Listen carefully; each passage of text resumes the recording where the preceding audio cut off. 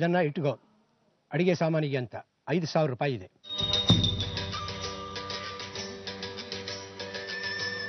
ಆದರೆ ಲೆಕ್ಕಪತ್ರವನ್ನು ಸರಿಯಾಗಿ ಇಡಬೇಕು. ಇದು 4 ಜನರ ದುಡ್ಡು.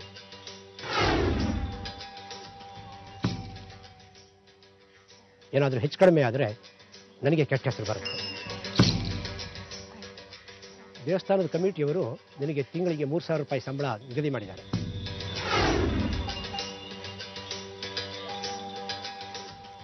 ಆದರೆ ದೇವಸ್ಥಾನದ ಕೆಲಸಗಾರರಿಗೆ ಊಟ ತಿಂಡಿಯಲ್ಲಿ ಯಾವುದೇ ಕೊರತೆ ಆಗಬಾರ್ದು. ಸರಿ.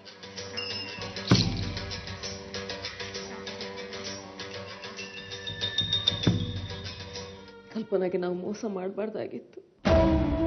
ನಮ್ಮ ಮನೆಗೆ ಒಳ್ಳೇದಾಗ್ಲಿ, ಅಮ್ಮಿ ಜೀವನ ಚೆನ್ನಾಗಾಗ್ಲಿ ಅಂತ ಅವಳು ಕಷ್ಟಪಟ್ರೆ ನಾವು ಅವಳಿಗೆ ಎಂತ ಪ್ರತಿಫಲ ಕೊಟ್ವಿ ನೋಡಿ.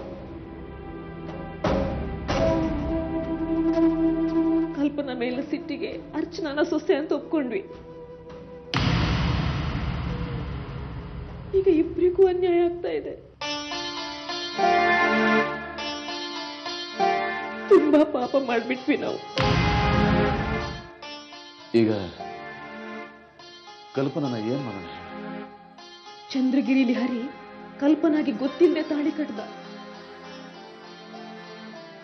ಅವನ ಮನ್ಸಿಗೆ ತುಂಬಾ ಅವಳೇ ಇದ್ದಾಳೆ. ಇನ್ನು ಊರವ್ರ ಮುಂದೆ ಹರಿ ಮತ್ತೆ ಕಲ್ಪನಾಗೆ ತಾಳಿ ಕಟ್ದ.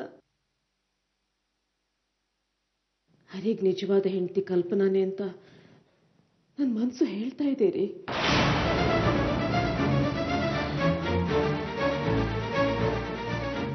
ತಾಳಿ ಕಟ್ಟಿದ ಒಬ್ಳಿಗೆ ಮೊದಲ ರಾತ್ರಿ ಇನ್ನೊಬ್ಬರ ಜೊತೆ.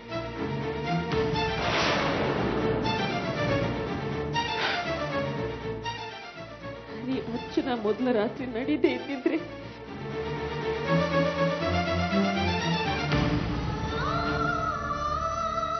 ಅತ್ತೆ, ಬೆಳಿಗ್ಗೆ ಹೇಳೋದು ಸ್ವಲ್ಪ ಲೇಟ್ ಆಯಿತು.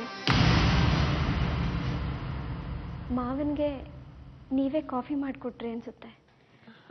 ನಾಳೆಯಿಂದ ಈ ಕೆಲಸನೆಲ್ಲ ನಾನೇ ಮಾಡ್ತೀನಿ.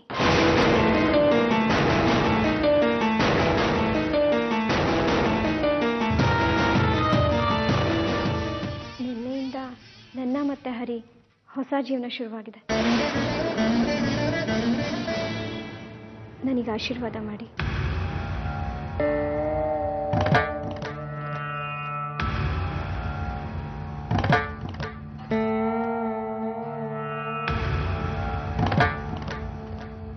ಮಾವ, ಇನ್ಮೇಲೆ ಕಾಫಿ ಬೇಕಾದ್ರೆ ನನ್ನನ್ನೇ ಕೇಳಿ.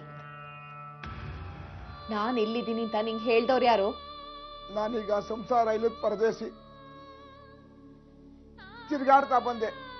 ನೀನ್ ಸಿಕ್ತೆ ಮಂಜಿ. ದೇವ್ರೇ ಕರೆಸ್ಕೊಂಡ ಅಂತ ಕಾಣಿಸುತ್ತೆ. ಹಾಗಾದ್ರೆ ನನ್ ಪಾಲಿಗೆ ದೇವ್ರು ತಪ್ಪು ಮಾಡ್ದ. ಯಮುನಿ ಇನ್ನು ಪತ್ತೇನೇ ಇಲ್ಲ ಮಂಜಿ. ನೀನು ಇಲ್ಲಿರೋದೇನ್ ಬೇಕಾಗಿಲ್ಲ. ಹೆಂಡತಿ ಎಲ್ಲಿದ್ದಾಳೆ ಅಂತ ಹುಡುಕ್ ಹೋಗು. ನಿನ್ಗೂ ಅವಳಮ್ಮ ಅಲ್ವಾ?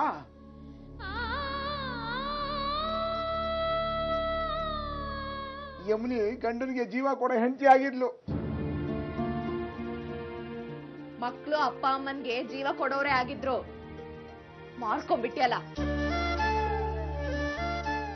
ಮಂಜಿ, ಈ ಮಗು ನಿಂದೇನಾ?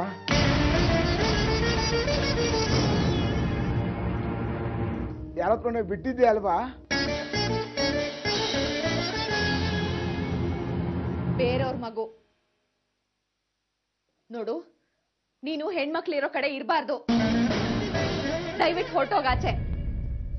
ನನ್ನನ್ನು ಬದುಕೋದಕ್ ಬಿಡು. ಹೊಟ್ಟೆಗಿಲ್ಲ ಮಂಜಿ, ಹಸುವಿನ ಕೊರೆತ.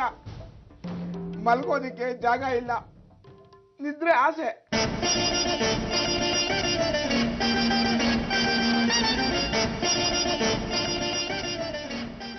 ಅಮ್ಮ, ಯಾರವರು? ತಾತ, ನಾಗು ತಾತ.